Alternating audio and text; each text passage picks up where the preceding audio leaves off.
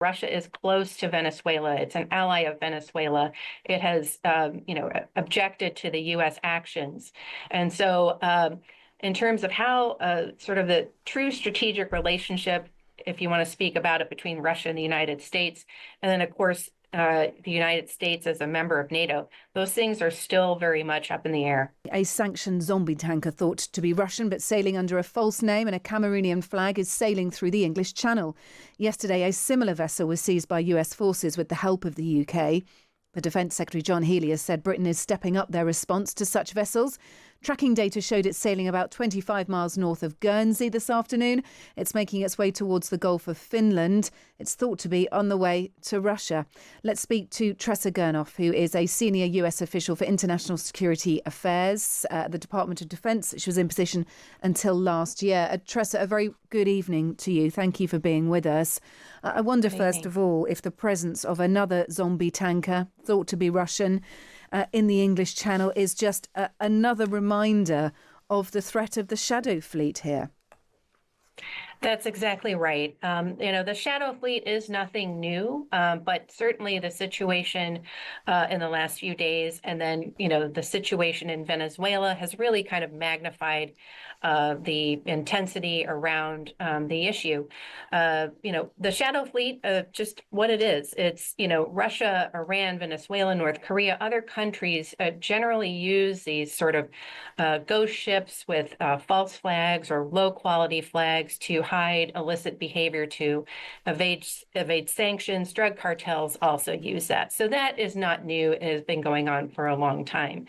But the Russians have been more overt about flagging themselves with the Russian flag recently. So that's a little different. And it's created these kind of, circumstances that are ripe for more confrontation with Russia itself, rather than them hiding behind other flags as they often have done in the past. When you talk about confrontations with Russia itself, of course, we had that operation yesterday, didn't we, with the UK, with UK forces helping the US to seize a tanker, a shadow fleet tanker in European waters. I actually wonder whether, on a standalone basis, you think the UK should be taking a leaf out of the US book and perhaps being more direct with their action against, for example, this zombie tanker that's been found in the English Channel today.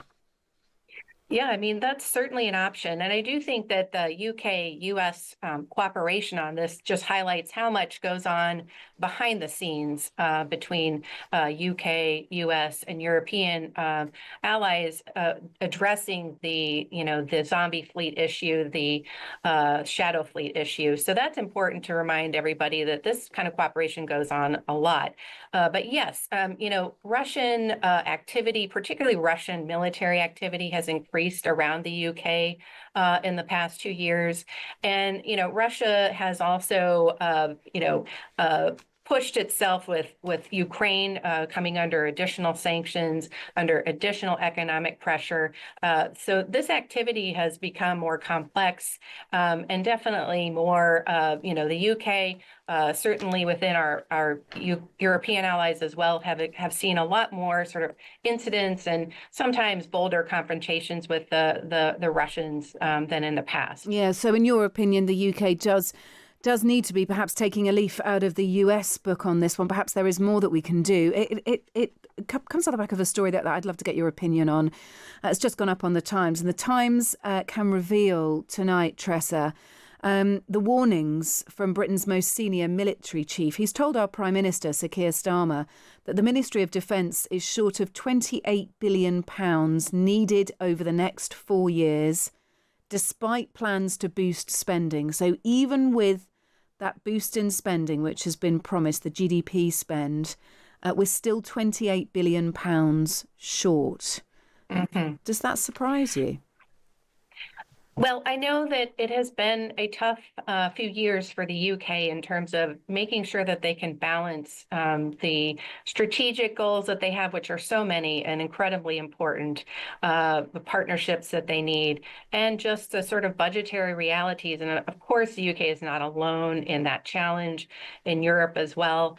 We've seen the push within NATO to get spending up, but it's really hard to get to 3.5% or above. And so I'm not surprised surprised that there's this shortfall and that the UK has a lot more to do, but they certainly have been trying to think that through strategically for the past few years.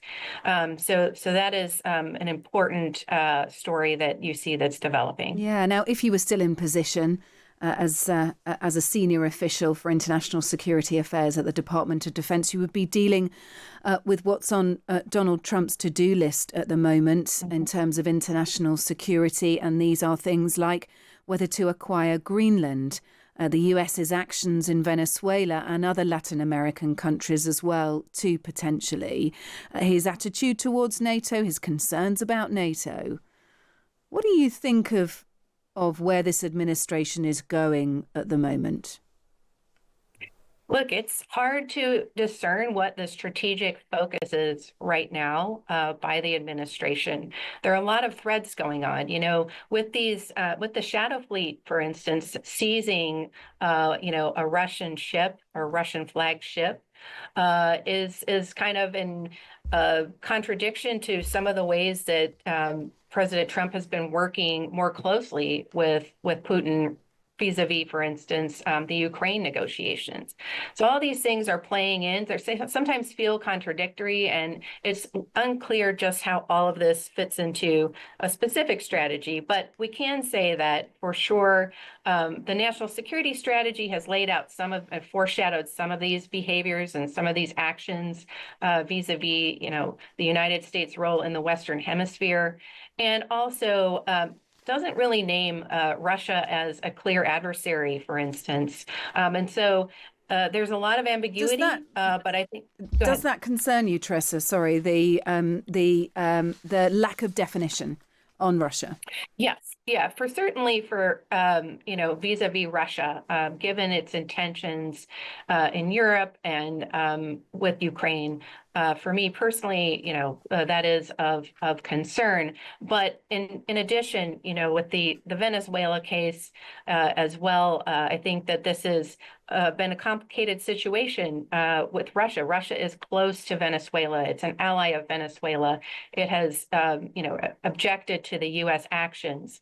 And so in terms of how sort of the true strategic relationship, if you want to speak about it, between Russia and the United States, and then, of course, the United States as a member of NATO, those things are still very much up in the air. Look, thank you for speaking to us. Really appreciate it. Tressa Guenov there, who is was a senior US official for international security affairs at the Department of Defense until next year.